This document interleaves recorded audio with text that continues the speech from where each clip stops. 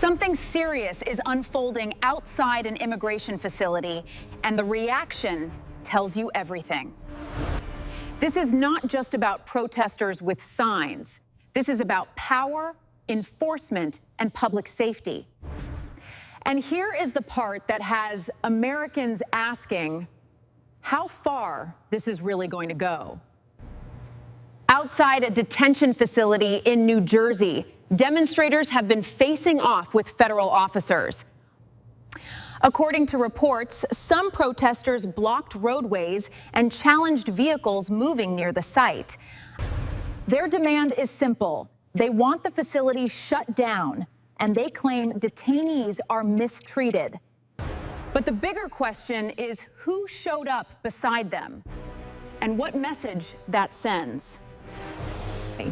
A senior Democratic senator and the state governor became part of this political flashpoint.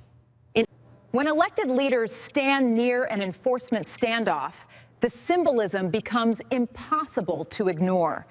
Reports described masked protesters criticizing federal officers while covering their own faces. That contrast matters because the argument is being framed as accountability in only one direction. The facility became a rallying point after claims spread about food, communication, and conditions. Officials say detainees receive meals, clean water, bedding, showers, toiletries, and phone access. That does not end the debate, but it does challenge the most dramatic version of the story. Watch the wording carefully, because the emotional claim and the factual record are not the same thing. Peaceful protest is protected, but physically interfering with lawful enforcement is another matter. The reported vehicle blocking is what pushed this story from demonstration into confrontation. If activists decide who may pass near a federal facility, that raises a serious rule of law question. And when political leaders appear to validate that pressure, the whole country should pay attention. Now we need to separate the emotion from the facts, because this story gets even more serious. Federal officials say some detainees involved have serious criminal histories, not just paperwork violations. That distinction matters because the public is often told this is only about harmless immigration cases. The administration has highlighted arrests involving violent crimes, exploitation charges, and repeat offenses. And if those reports are accurate, then the political defense becomes much harder to explain. Americans deserve compassion, yes, but they also deserve leaders who put their safety first. The debate is not just who gets detained, it is who gets ignored when enforcement is blocked. Families of victims often watch these debates and wonder why their pain disappears from the conversation. That is the silence people notice, not the shouting outside the facility, but the silence afterward. When leaders emphasize detainees but barely mention victims, voters hear that loud and clear. Major media outlets often frame these confrontations as humanitarian clashes, not enforcement disputes. But the missing context is the legal authority federal officers are supposed to carry out. Immigration officers enforce laws passed by Congress. Whether people like those laws is a separate debate. And you can argue policy, you can demand reform, but you cannot make obstruction look like virtue. And that is where this entire controversy becomes bigger than one facility in New Jersey. Similar standoffs have appeared in other cities, with activists challenging detention and removal operations. From the Midwest to the East Coast, the pattern is becoming familiar: protest, blockade, confrontation. That pattern puts officers, detainees, protesters, and local communities into an unstable situation. And yet some political voices act as if the only danger is enforcement itself. That is not analysis. That is narrative control, and Americans are getting tired of it. Now let's talk about why the timing matters, because this happened on a deeply symbolic holiday.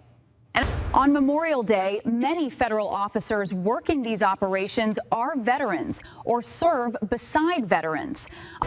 That does not make every policy beyond debate, but it does make the confrontation feel even more charged.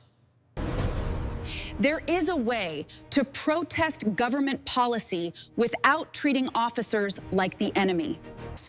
The visual that stood out was not just signs. It was makeshift checkpoints near a federal facility. Think about that for a second. Activists appearing to decide who gets through and who does not. That is exactly why this story moved from local protest into a national rule of law argument. Supporters of enforcement say this is about removing dangerous offenders and restoring consequences. Opponents argue detention conditions and immigration policy are unfair, excessive, or politically motivated. But here is the tension. Both claims cannot erase the need for order at the facility gate. A country that cannot enforce its own laws eventually teaches everyone those laws are optional.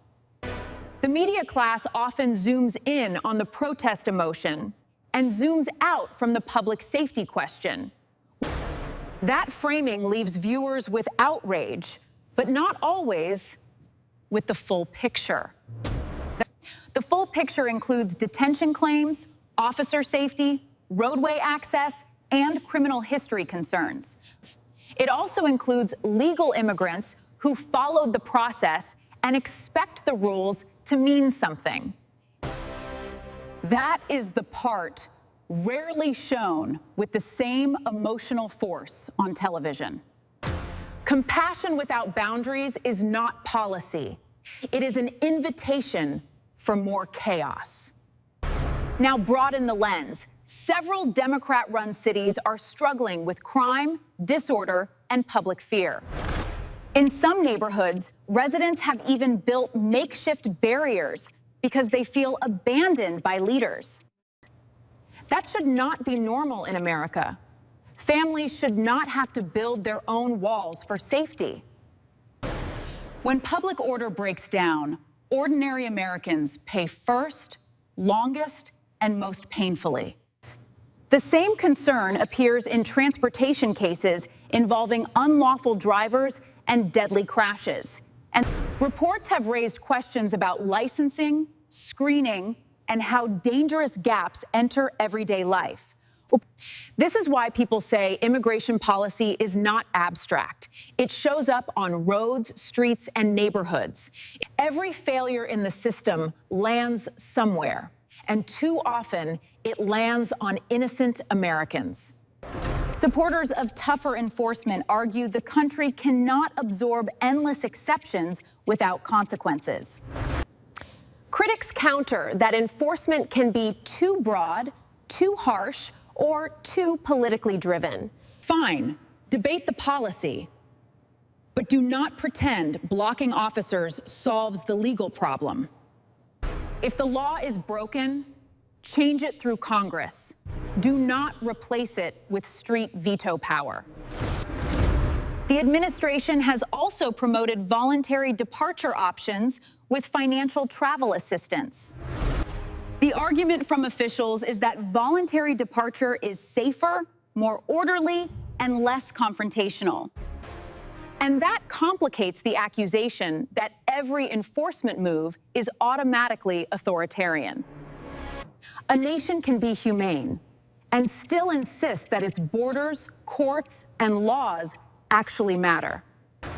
But political messaging thrives on fear, and fear often travels faster than evidence. That is how complex enforcement stories become slogans before Americans ever see the details. And once the slogan takes over, every officer becomes a villain, and every detainee becomes a symbol. That is not truth. That is political theater, and it makes real solutions harder. The responsible question is simple. What policy protects citizens while still respecting due process? Because if leaders only choose slogans, the country gets more anger and fewer answers. And that is exactly why this story is about more than one protest line. It is about whether America still has the confidence to defend its own rules. The truth is, law enforcement cannot become the only side expected to follow rules. If protesters have claims, investigate them. If officials have standards, show them clearly. But transparency cannot mean allowing chaos to decide whether enforcement happens at all.